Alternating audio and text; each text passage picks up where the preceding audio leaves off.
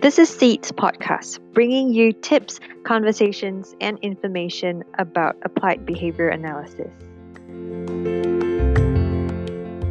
Welcome to another episode of Seed Podcast. Today we're going to have a chat with you about what is RBT. And today we have a very special guest with us here. We have Yaashiini. Yaashiini is an RBT with Seed Autism Services, and she will be sharing with us a lot about what is RBT and how's her experience and journey like being an RBT at Seed. Welcome, Yaashiini. Hi Alexa. Hi. Hi everyone, my name is Yaashiini. I've been working with kids with autism for about 3 years now. I'm also an RBT, which I obtained recently last year. Okay, that's interesting. What does RBT stand for? Because we keep talking about RBT. What is this? Okay, so RBT stands for Registered Behavior Technician.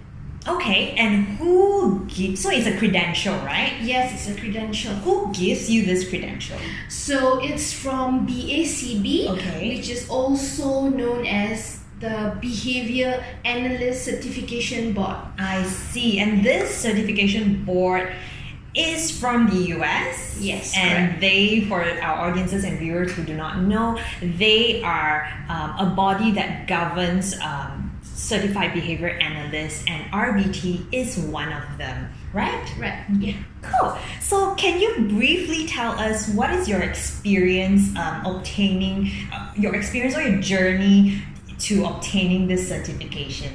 Okay, so first and foremost, I had to complete 40 hours RBT training, Okay. which I did in C. All right. Yeah, so which also means I had to go for class every Saturday. So SEED does provide this RBT training. Yes. Right? So check it out. Okay, so 40 hours, and it's to be done for your training that you went through. It's every Saturday. Yes. Okay. So it's very interesting to meet people from different backgrounds, Mm. but also have the same intention, which is to learn. Okay. So, and the role play session during the course was very, very interesting. Okay. And then we had a lot of sharing sessions, Yeah. discussion.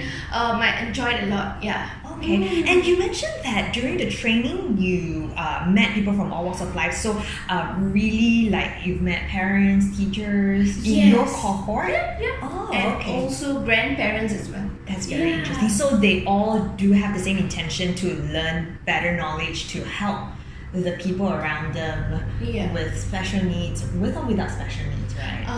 Yeah. Okay, that's interesting. And after your training, what happens? So after my 40 hours RBT training, I had to do my competency assessment. Okay. Yeah. That's a competency assessment where you will have to show your skills Yes. So the set in of real life. Yes. Okay. So I'll be observed by a BCBA. Mhm. Yeah. And once everything is checked off from the list, and then I can schedule for my RBT exam. Okay, so for those who do not know, BCBA is another credential that stands for Board Certified Behavior Analyst. So one of the role of a BCBA is to supervise RBT. And before we talk about the exam, right, Yaashiini, just want to know a little bit more about the competency assessment. So this assessment is different from that 40 hours training, where in this assessment, you mentioned that you have to be supervised and tick off the list. But what do you do in this assessment? Okay, so in the assessment, there are certain aspects that which is important, which is like your behavior reduction, and then there is the assessment part to it. There's like measurement, and then what else? Skill acquisition. Yeah, skill acquisition. So these are the skills that the BACB has set for an RBT, and it is expected for an RBT to have. Yes. That is why you need to complete a competency assessment signed off by your supervisor to attest that you do have and you have shown to possess these skills. Yes. Right? Okay. So after that, after your real life demonstration of the skill set that you have, you mentioned that you will then go on to an exam. Yes, so scheduling for my RBT exams. Okay. But so before that, I had to study for it, right? Mhm. Yeah. So I remember studying with two of my colleagues. Yeah. So we shared resources together. We also looked for questions online, did questions together. But some questions might be tricky. Okay. So then we will we will check it with our supervisors. Yeah. I remember the period of time where Yaashiini was sitting for exam, studying for exam, and then you guys were discussing questions and asking us questions. How was it stressful? Yeah, it was stressful. It was stressful. Yeah, but you did it in one go. Yes. Right? Yes. Yeah. So then you went on to take the exam. Yes. Where did you take the exam? So I took the exam in Pearson, Okay. which is located in Damansara Heights. Yeah, so you do have to go to a testing center, right? It's Yes. not the exam is not provided at SEED, it's not provided by the BCB. Yes. You do have to go to Pearson. And the RBT exam, you get the results instantly. Yes. Right after you come out from the exam. Yeah, on the very day. Yeah. on the How, same day. how did that feel? So I felt super nervous, and the moment that I saw that I passed, I was like, the moment of relief. Yeah. Was so it hard? Was the exam hard? Mm, When you were sitting through it? yeah, because at first I had to, even the first question, I don't know, it's just me. Yeah. I cannot answer the first question. It's always like that. Yeah. It's normal. Yeah. We all, I do that. Yeah, so I'll just skip the first question and then I'll just move on to the next question. Okay. So I took some time to just calm myself down. Okay. And then when I went through the question, I was like, oh, okay, so this is that, yeah. And then I felt better. Okay. Yeah, so I think it was a mixture. So some questions were difficult, some questions were relatively easy. So yeah, it's a combination, I would say. But because you put in so much effort before that, you did a lot of questions, right? Did a lot of questions. You did a and lot. also the group study helped. Yeah. Discussion with your colleagues. And all. Yeah. Okay. And what did you do after you find out that you passed the exam? Immediately after you passed the So exam. immediately after I passed the exam, there's a Starbucks downstairs. Yeah. So I just went straight in. I ordered my The UA building, right? yes. Yeah. UA building in Bangsa. Yeah. So I bought my Starbucks Yeah. to just reward myself. Yeah. I think that's exactly what I would do too. Okay, so then do you feel any difference in terms of like before you obtain this certification and after you've obtained this certification? Yes, definitely. Mm. I think I feel more confident now Okay. in implementing the behavior, procedures, the plans, because I believe it's not like a cookie cutter program. Because every child, we need to cater to their needs, right? Yeah. So when there's like a proper steps to it, Okay. because previously I didn't know that. So after getting my RBT, then when I was supervised by a BCBA, I know there's a certain standard that you need to follow, and that's So when you because after you've obtained it, the story doesn't end at the exam, right? You do have to continuously gain supervision every month, right? Yeah. So you do you mean that the confidence, does it come from the consistent supervision or like the expectation, like you have a very clear expectation of what is expected of an Yeah, RBT? I think I mentioned like there's a standard to follow. Yeah. So when there's a standard to follow, you know that you are checking it off like every session. Yeah. So you feel more how do I say? You feel more confident. Competent in a way. I guess because then you know where's your strength and what's your weaknesses. Yes. Where do you need to work on more? Oh, okay. So then, as an RBT, what are some of your daily job scope that is expected for you to carry out? Okay, so as you all know, like we provide one-to-one services. So we have we run playtime. We do do table time. So it's not just work, so it's all about playing with your kids as well. And then we collect data, and then we analyze the data. That's when we plot our graphs, and then towards the end of the session, then we wrap it up. We write our session notes, to inform our team how the session went and so on. Cool. Okay. And that's because you are doing one-to-one therapy with students every day, right? Yes. Okay. So Yaashiini, you mentioned that just now you mentioned you do some table time, you also do some play time, right? So it does sound like you as an RBT teach different kinds of skills in a session. What are some of the skills that you have personally experienced teaching? I would like to talk about play skills. So Okay. play skills is number one. Okay. So where we teach mending. Mending. And Mending is requesting. And also I remember one of my kid, like he didn't know the expectation of what nap time is in his daycare center. Okay. So I remember discussing with my whole team and planning how are we gonna like teach him the expectation of nap time. So we actually incorporate that during our ABA session. So we had like 15 minutes of nap time just to build expectation for him. And after that he actually got the idea. Nap time is, he just have to stay in the place, stay in the common area, not make much noises. This is so important because then you're also teaching the kid how to function in his daycare center, right? So it's a very important skill. So you teach functional communication skill. You mentioned requesting skill just now, which is so important for students to learn.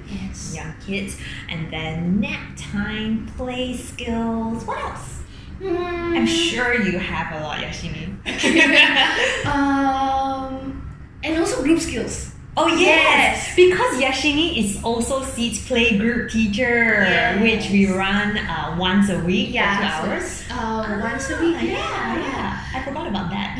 So it's quite interesting where you not just work one-to-one with kids, so I get the opportunity to work with a group of kids as well. Yes. So you teach group skills. Yes. Just can you give our audience and viewers some examples, like what kind of group skills have you worked on before? Okay, so my playgroup session, right? So we basically start off with greeting teachers. So we have like our usual circle time.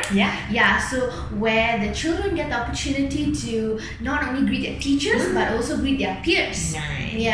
And then after that we have like a short show and tell session. So where each kid can, come in front, talk about their favorite toy, and if their peers would like to play with their toy, they can like ask for it. So it does sound like there's some social skills in it as well. Yes. Okay. So they get an opportunity to interact with their friends. And then after that we have physical play. So we have like an obstacle course activity. So that's when they learn how to they learn the skill of turn taking and also waiting for their turn. So which is also equally important when you are put in a group setting. Right. You have a lot of skills that you teach. Nice. Okay. So the next question will be, out of all these skills that you talked about, group skills, social skills, functional communication skill, play skill, and then you also mentioned some, individualized things that you taught to like one of your kids, like in his life, he needs to learn nap time, but maybe not for other kids, but all these are individualized skills depending on that kid's need, right? What is your favorite skill to teach out of all these skills? I think it would be play skills. Why? Because I think it's very rewarding for me because I love to play with my kids. You are. I have seen how enthusiastic you are during play. So it could be like I love doing interactive play with my kids. I think it just gives me a sense of satisfaction. So it's very rewarding when you play with the very kid. rewarding for me because I think there's a lot of because play is very loosely structured. Yeah, so it's not very structured, right? Okay. So you can also you can also work on a lot of other things like eye contact. You can also work on like joint attention. Where one of my kids, he loves drawing. And then when you show him, when you draw something for him, and then he's like, oh, that's a giraffe. So there's a joint attention there. He looks at the drawing. It's very rewarding because then there's a two-way kind of interaction. But is it hard though? Because we mainly work with kids with autism, and some of them may not respond when you're trying to play and when you're trying to get through with them, and they may not respond, or they don't have the skills yet to know how to respond. I think it's definitely difficult, but I believe it's similar to mending as well. So it's not something that you learn and then you just let go of it, because it's a constant progress. Correct. So if your kid it's okay if they don't show they don't give you eye contact, but at least there's some sort of if you can work on your joint attention, so and then work on the eye contact. So you don't have to do it all at one go. Correct. You are, and it involves a lot of creativity as well. Yes. When you're playing. Yes. So I like to also change the way of playing, even playing with bubbles, right? Not only just blowing the bubbles, you can even use sticks to just pop the bubbles. I remember using even a mirror, and then because my kid loves this toy mirror, so he can even take the mirror to pop the bubbles. It's okay. So this is why you're the playgroup teacher. Okay, so we talked about your favorite skill to teach, and as bubbly and an enthusiastic person that you are, play skill naturally is your favorite, and you love play. What have in your experience, what is a skill that you think it's very hard for you to teach in your own experience? I think for this question, I think every child is different. Okay. So every child have their own strengths and weaknesses. Right. So kid A may be good in mending. But kid B might not be good in mending. Okay. But he's able to, initiate to go to the toilet, for example. Okay. But I think for me, maybe I would like to talk about toileting. Oh, sure. Because I think there's a lot of things that needs to be taken into consideration, before you start to teach your kid to go to toilet or to request to go to toilet. Okay. They might at least be familiar with the routine of going to toilet. Right. They might be able to follow simple instructions, right?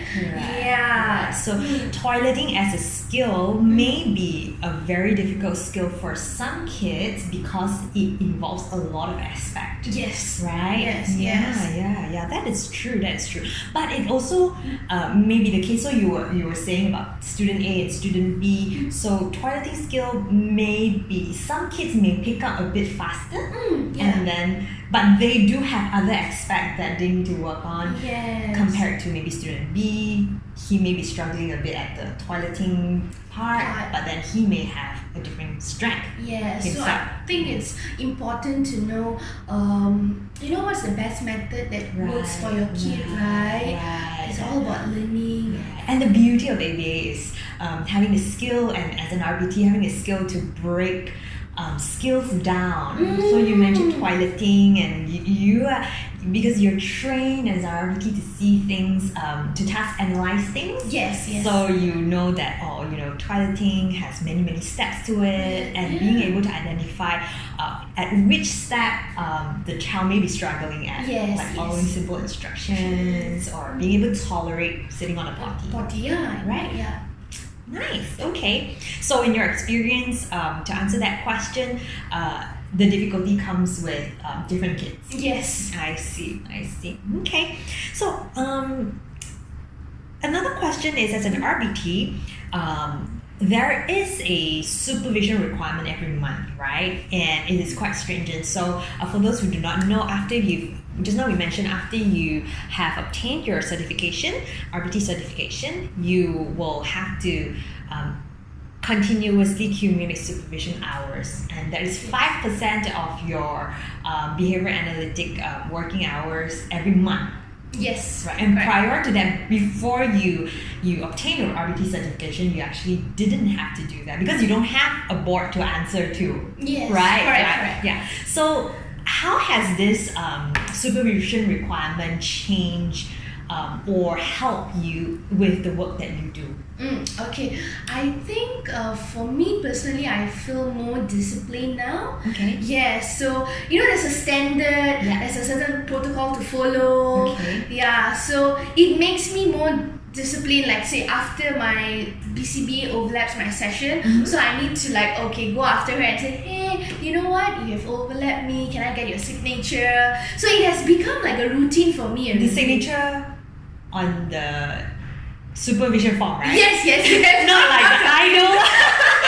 The signature, I'm like, Yeah. Okay. Yeah. So it has become a routine for me. Right. And I also previously I was very nervous, like doing overlaps and all that. But now I think it's the importance of being open as well to receive feedbacks from your supervisors.